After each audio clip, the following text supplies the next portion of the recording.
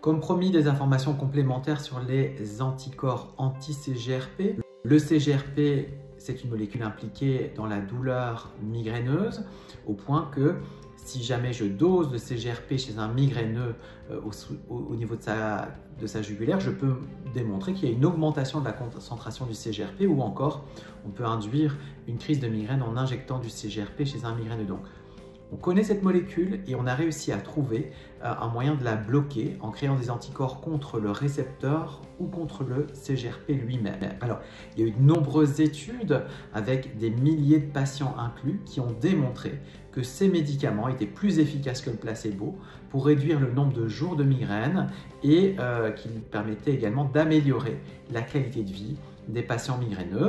C'est des traitements qui sont très efficaces avec peu d'effets secondaires et donc qui sont proposés à de très nombreux patients dans de nombreux pays.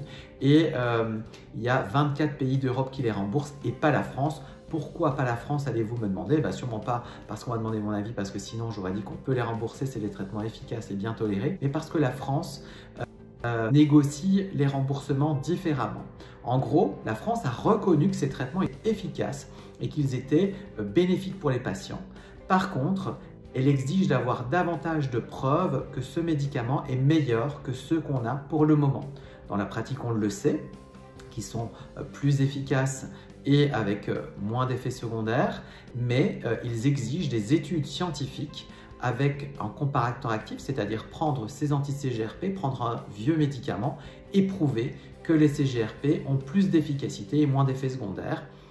À ce jour, il y a eu une étude qui a été réalisée qui s'appelle l'étude Hermes, mais qui a été considérée comme présentant des limitations méthodologiques. En tout cas, ces traitements, ils existent, mais malheureusement, ils ne sont pas remboursés. Ils sont pour certains en injection sous-cutanée et 2 sont disponibles en officine. Et le dernier est en administration intraveineuse. Il viendra peut-être dans nos hôpitaux, il vient d'avoir la parution au journal officiel, mais à ce jour, les négociations n'ont pas encore eu lieu pour savoir les modalités d'administration à l'hôpital, puisque pas plus celui-là que les autres n'est remboursé et que il faut voir si c'est à la charge de l'hôpital, du patient ou encore des modalités. Donc, des nouveaux traitements efficaces, on se bat pour qu'ils soient remboursés, on espère que ça le sera, mais pour le moment, malheureusement, dans une situation compliquée où ils sont à la charge du patient, ce qui est aberrant pour un pays comme la France en 2023. Voilà, on se bat et à bientôt.